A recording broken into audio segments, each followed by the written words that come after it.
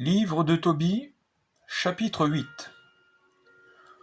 Quand on eut fini de manger et de boire, on décida d'aller se coucher. On conduisit le jeune homme jusqu'à la chambre, où on le fit entrer. Tobie se souvint alors des paroles de Raphaël. Il sortit de sa besace le foie et le cœur du poisson et les déposa sur le brûle-parfum. L'odeur du poisson repoussa le démon qui s'enfuit par les airs jusqu'en Égypte. Raphaël s'y rendit et aussitôt entrava et ligota le démon. Or, les parents de Sarah avaient quitté la chambre et fermé la porte. Tobie sortit du lit et dit à Sarah : « Lève-toi, ma sœur. Prions et demandons à notre Seigneur de nous combler de sa miséricorde et de son salut. » Elle se leva, et ils se mirent à prier et à demander que leur soit accordé le salut. Tobie commença ainsi : « Béni sois-tu, Dieu de nos pères. Béni soit ton nom dans toutes les générations, à jamais. Que les cieux te bénissent et toute ta création, dans tous les siècles. C'est toi qui as fait Adam, tu lui as fait une aide et un appui. Ève, sa femme, et de tous deux est né le genre humain. C'est toi qui as dit : il n'est pas bon que l'homme soit seul. Je vais lui faire une aide qui lui soit semblable. Ce n'est donc pas pour une union illégitime que je prends ma sœur, que voici, mais dans la vérité de la loi. Daigne me faire miséricorde, ainsi qu'à elle, et nous mener ensemble à un âge avancé. Puis ils dirent d'une seule voix : Amen, Amen. Et ils se couchèrent pour la nuit. Quant à Raguël, il se leva, appela ses serviteurs, et ils s'en allèrent creuser une tombe. Car, se disait-il, si jamais Tobie était mort, nous serions objets de risée et de blâme. Quand ils eurent fini de creuser la tombe, Raguël rentra chez lui, appela sa femme, et lui dit : « Envoie une jeune servante, qu'elle aille voir si Tobie est encore vivant. Et s'il est mort, nous l'enterrerons sans que personne ne le sache. » Ils envoyèrent donc la servante, allumèrent pour elle une lampe et lui ouvrirent la porte. Elle entra et les trouva couchés, qui dormaient ensemble. La servante sortit pour annoncer que Tobie était vivant et que rien de mal n'était arrivé. Alors Raguël bénit le Dieu du ciel en s'écriant : « Béni sois-tu, ô Dieu, par toute bénédiction pure. Béni sois-tu dans tous les siècles. Béni sois-tu de m'avoir rempli de joie. Ce que je redoutais ne s'est pas réalisé, mais tu as agi envers nous selon ta grande miséricorde. Béni sois-tu d'avoir pris en pitié 2 enfants uniques. Accorde-leur, ô Maître, miséricorde et salut. Fais qu'ils arrivent ensemble au terme de leur vie dans l'allégresse et la miséricorde. » Puis Raguël donna aux serviteurs l'ordre de combler la tombe, avant le point du jour. Il dit à sa femme de cuire des pains en quantité. Lui, il alla choisir 2 bœufs et 4 béliers de son troupeau qu'il fit apprêter, et on commença les préparatifs. Alors il appela Tobie et lui dit : « J'en fais le serment. Pendant 14 jours, tu ne bougeras pas d'ici, mais tu resteras chez moi à manger et à boire, et tu rendras la joie à ma fille, qui a tant souffert.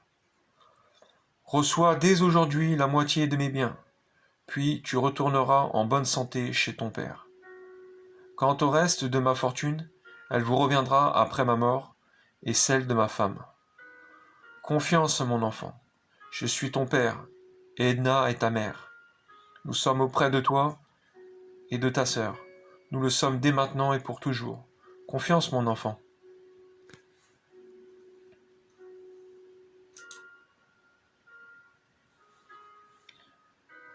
Chapitre 9.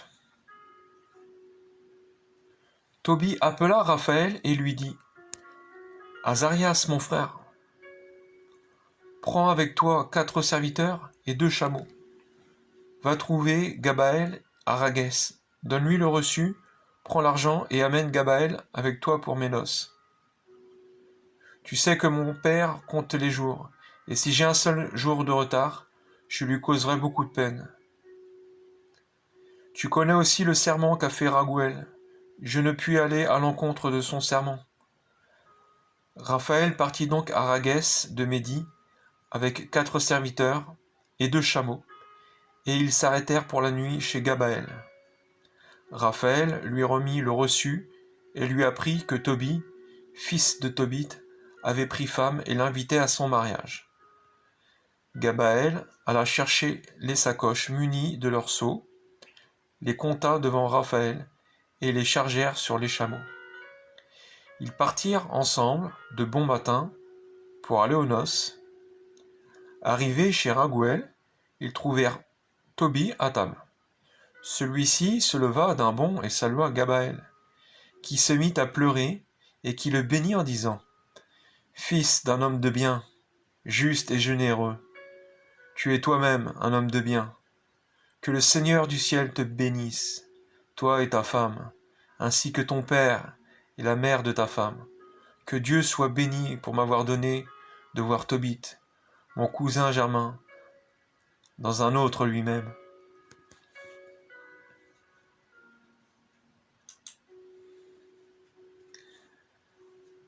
Chapitre 10. De son côté, Tobit faisait quotidiennement le décompte des jours nécessaires à l'aller et au retour. Quand les jours furent écoulés, son fils n'était pas encore là. Il se dit : « Peut-être a-t-il été retenu là-bas, à moins que Gabaël soit mort et qu'il ne trouve personne pour lui rendre l'argent. » Tobit commençait à s'attrister. Quant à sa femme Anna, elle répétait : « Mon enfant a péri, il n'est plus au nombre des vivants. » Elle se mettait à pleurer et à se lamenter sur son fils. « Hélas, mon enfant, je t'ai laissé partir, toi, la lumière de mes yeux. » Et Tobit lui disait : « Tais-toi donc, ma sœur, ne t'inquiète pas, notre fils va bien. Ils ont dû avoir un contretemps là-bas. D'ailleurs, celui qui l'accompagne est un homme de confiance. C'est un de nos frères. Ne te tourmente pas au sujet de Tobie, ma sœur. Il sera bientôt là. » Mais Anna répondait : « Tais-toi, n'essaie pas de me tromper.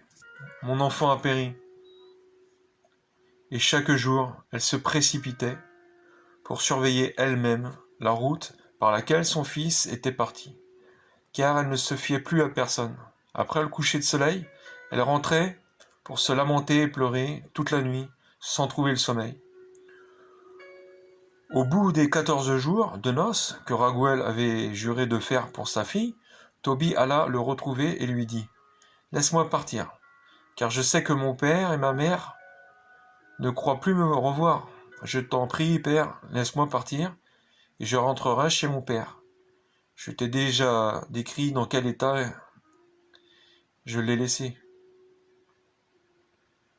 Raguel lui répondit : « Reste, mon enfant, reste avec moi. J'enverrai à ton père Tobit des messagers qui lui apporteront de tes nouvelles. » Mais Tobie lui répliqua : « Pas du tout, je t'en prie, laisse-moi partir pour retrouver mon père. » Aussitôt, Raguel confia à Tobie Sarah, sa femme, et lui remit la moitié de tous les biens qu'il possédait : serviteurs et servantes, bœufs et brebis, ânes et chameaux, vêtements, argent et mobilier. Il les laissa partir et fit ses adieux à Tobie en lui disant : « Porte-toi bien, mon enfant. Va et porte-toi bien. Que le Seigneur du ciel vous guide, toi et ta femme Sarah, et qui m'accorde de voir vos enfants avant de mourir. » Et il dit à sa fille Sarah : « Va chez ton beau-père et ta belle-mère. Désormais, ils sont tes parents, tout comme ceux qui t'ont donné la vie. Va en paix, mon enfant. Puisse je n'entendre dire que du bien de toi, tant que je vivrai. » Puis il les embrassa, et les laissa partir. Quant à Edna, elle dit à Tobie : Mon fils et frère bien-aimé, que le Seigneur te ramène et qu'il me donne de vivre assez longtemps pour voir, avant de mourir, tes enfants et ceux de ma fille Sarah. Devant le Seigneur, je mets ma fille sous ta protection. Ne lui cause de peine aucun jour de ta vie. Va en paix, mon enfant. Désormais, je suis ta mère, comme Sarah est ta sœur. Puissions-nous tous connaître un égal bonheur chaque jour de notre vie. Elle les embrassa tendrement, tous les deux, et les laissa partir. Tobie quitta Raguel en bonne santé et tout joyeux. Il bénit le Seigneur du ciel et de la terre, le roi de l'univers, pour l'heureuse issue de son voyage. Puis il bénit Raguel et Edna en leur disant « Que le Seigneur me permette de vous honorer tous les jours de ma vie. »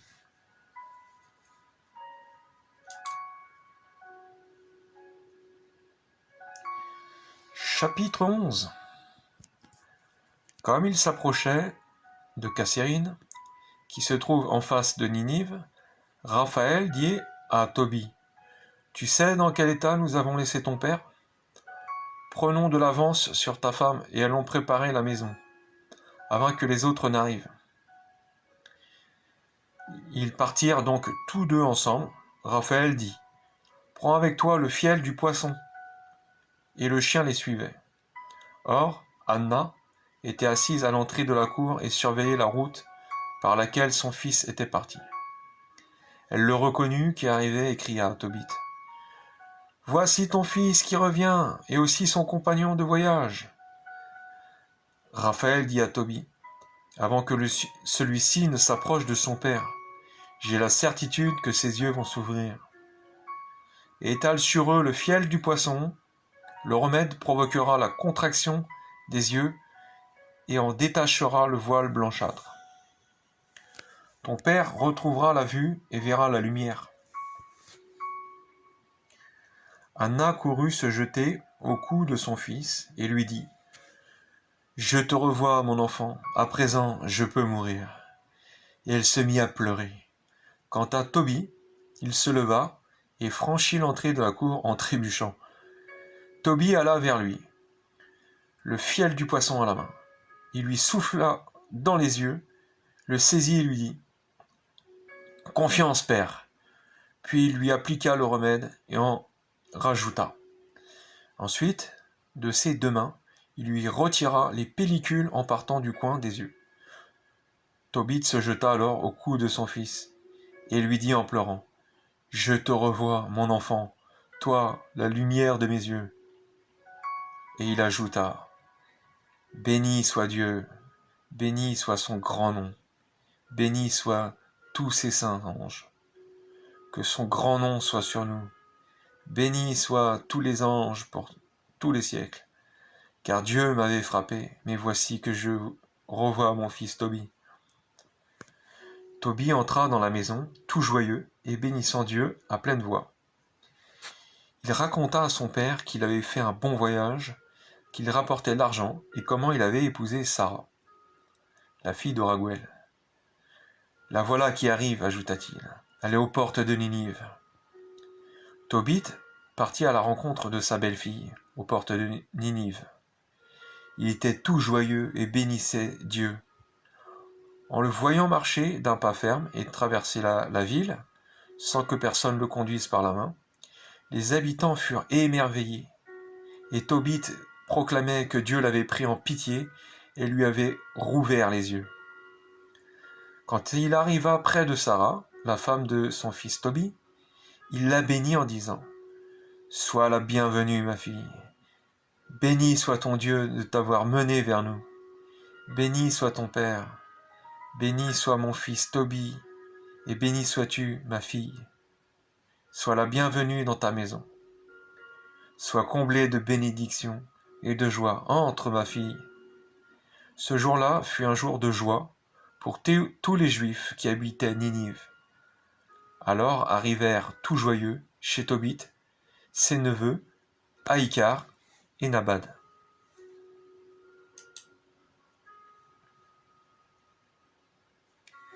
Chapitre 12.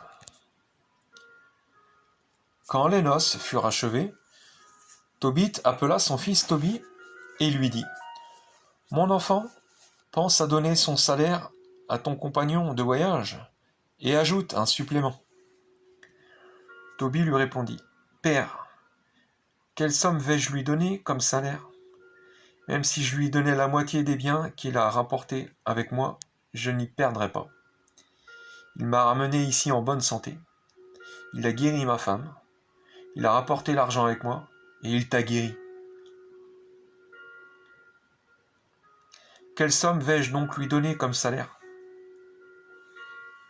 « Mon enfant, reprit Tobie, il est juste qu'il reçoive la moitié de tout ce qu'il a rapporté. » Tobit appela Raphaël et lui dit : « Accepte comme salaire la moitié de tout ce que tu as rapporté, et va, porte-toi bien. » Alors l'ange les prit tous deux à part et leur dit : « Bénissez Dieu, et célébrez-le devant tous les vivants, pour le bien qu'il vous a fait. Bénissez-le et chantez son nom. Annoncez à tous les hommes les actions de Dieu comme elles le méritent, et n'hésitez pas à le célébrer. S'il est bon de tenir cachés les secrets d'un roi, il faut révéler les œuvres de Dieu et les célébrer comme elles le méritent. Faites le bien, et le mal ne vous atteindra pas. Mieux vaut prier avec vérité et faire l'aumône avec justice, qu'être riche avec injustice. Mieux vaut faire l'aumône qu'amasser de l'or. L'aumône délivre de la mort et purifie de tout péché.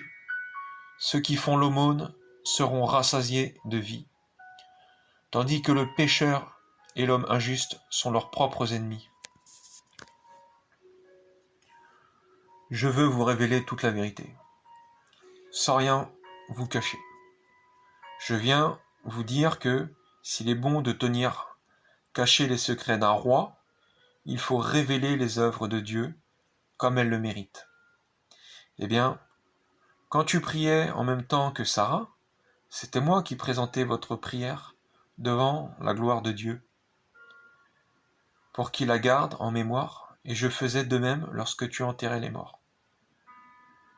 Quand tu n'as pas hésité à te lever, à laisser ton repas et à partir enterrer un mort, c'est alors que j'ai été envoyé vers toi pour te mettre à l'épreuve.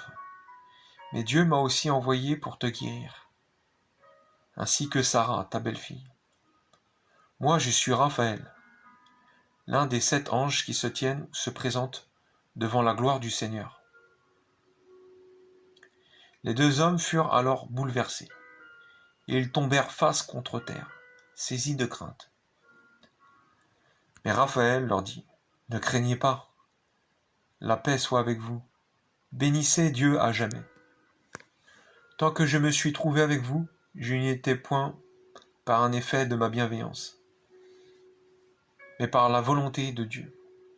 Bénissez-le donc chaque jour, chantez-lui des hymnes. Vous avez cru me voir manger, mais ce que vous avez vu n'était qu'une apparence. Et maintenant, bénissez le Seigneur sur la terre, célébrez Dieu. Voici que je remonte auprès de celui qui m'a envoyé. Mettez par écrit tout ce qui vous est arrivé. » Alors l'ange remonta au ciel. Ils se relevèrent, mais ils ne pouvaient plus le voir. Ils bénirent Dieu, chantèrent pour lui et le célébrèrent pour la grandeur de ses œuvres. Un ange de Dieu leur était apparu.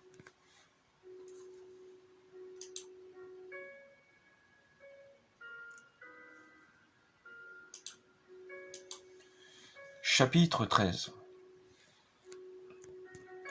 Tobit dit alors : « Béni soit Dieu, le vivant à jamais. Béni soit son règne. C'est lui qui châtie et prend pitié, qui fait descendre aux profondeurs des enfers et retire de la grande perdition. Nul n'échappe à sa main. Rendez-lui grâce, fils d'Israël, à la face des nations, où lui-même vous a dispersés. Là, il vous a montré sa grandeur. Exaltez-le à la face des vivants. car il est notre Seigneur, lui notre Dieu, notre Père.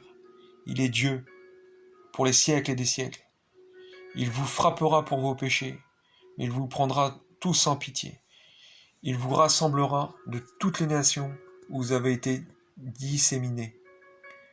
Si vous revenez vers lui de cœur et d'âme pour vivre dans la vérité devant lui, alors il reviendra vers vous et jamais plus ne cachera sa face. Regardez ce qu'il a fait pour vous, rendez-lui grâce à pleine voix, bénissez le Seigneur de justice, exaltez le roi des siècles. Et moi, en terre d'exil, je lui rends grâce. Je montre sa grandeur et sa force au peuple des pécheurs. Revenez, pécheurs, et vivez devant lui dans la justice. Qui sait s'il ne vous rendra pas son amour et sa grâce? J'exalterai mon Dieu, le roi du ciel. Mon âme se réjouit de sa grandeur. Que tous lui rendent grâce à Jérusalem, et qu'ils disent: Jérusalem, ville sainte, Dieu va te frapper pour les œuvres de tes fils. Mais de nouveau, il aura pitié des fils des justes. Rends toute grâce au Seigneur et bénis le roi des siècles. Qu'il relève en toi le sanctuaire. Qu'il réjouisse en toi les exilés. Qu'il aime en toi les malheureux pour les siècles sans fin. Une lumière brillante brillera jusqu'aux limites de la terre. De loin viendront des peuples nombreux vers ton nom qui est saint, les mains chargées de leurs offrandes pour le roi du ciel. Les générations des générations t'empliront d'allégresse, et le nom de l'élu restera pour les siècles. Maudits soient tous ceux qui te menaceront, maudits soient tous ceux qui te détruiront ou raseront tes remparts, tous ceux qui abattront tes tours et mettront le feu à tes maisons. Mais bénis soient tous ceux qui te respecteront à jamais. Réjouis-toi, exulte, à cause des fils des justes. Tous rassemblés, ils béniront le Seigneur éternel. Heureux ceux qui t'aiment, ils se réjouiront de ta paix. Heureux tous ceux qui s'affligeront sur toi à cause de toutes tes épreuves. En toi, ils se réjouiront. Ils prendront part à ta joie pour toujours. Mon âme bénit le Seigneur, le grand roi. Il bâtira dans Jérusalem sa maison pour les siècles. Heureux serai-je s'il reste quelqu'un de ma descendance pour contempler ta gloire et célébrer le roi du ciel.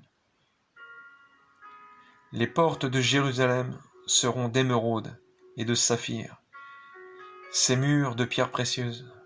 Les tours de Jérusalem seront en or, et leurs créneaux en or pur, ses rues pavées de rubis et de pierres d'Ophir.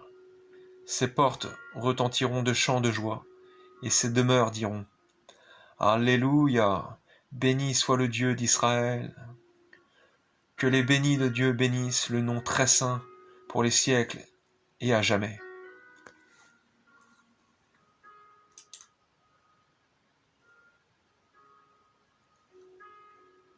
Chapitre 14. C'est ainsi que Tobit acheva son cantique d'action de grâce. Tobit mourut dans la paix à l'âge de 112 ans, et il fut enterré dignement à Ninive. Il avait 62 ans quand il perdit l'usage de ses yeux. Après avoir retrouvé la vue, il vécut dans l'abondance et fit des aumônes. Il continua de bénir Dieu et de célébrer la grandeur divine. Au moment de mourir, il appela son fils Tobie et lui fit ces recommandations. Mon enfant, emmène tes enfants, pars vite en Médie, car je crois à cette parole de Dieu que le prophète Naoum a proférée contre Ninive. Tout doit arriver, tout se produira contre Assur et Ninive, comme l'ont annoncé les prophètes d'Israël que Dieu a envoyés. Tout se produira et rien ne sera retranché de toutes leurs paroles. Toutes choses arriveront en leur temps. Il y aura alors plus de sécurité en Médie qu'en Assur et en Babylonie. Car je sais bien, moi, et je crois que s'accomplira tout ce que Dieu a dit. Tout doit arriver, aucune de ces paroles ne sera effacée. Nos frères qui habitent sur la terre d'Israël seront tous disséminés et emmenés en exil loin de ce bon pays. Tout le pays d'Israël deviendra un désert. Samarie et Jérusalem seront un désert, et la maison de Dieu sera livrée à la désolation et à l'incendie, jusqu'au temps fixé. Mais Dieu les prendra de nouveau en pitié. Il les ramènera au pays d'Israël, et ils rebâtiront sa maison, non pas dans l'état de jadis, mais en attendant que s'accomplissent les temps favorables. Ils reviendront alors tous de leur captivité. Ils reconstruiront Jérusalem magnifiquement, et la maison de Dieu y sera rebâtie, comme l'ont annoncé les prophètes d'Israël. Toutes les nations de la terre entière, toutes se convertiront et craindront Dieu en vérité.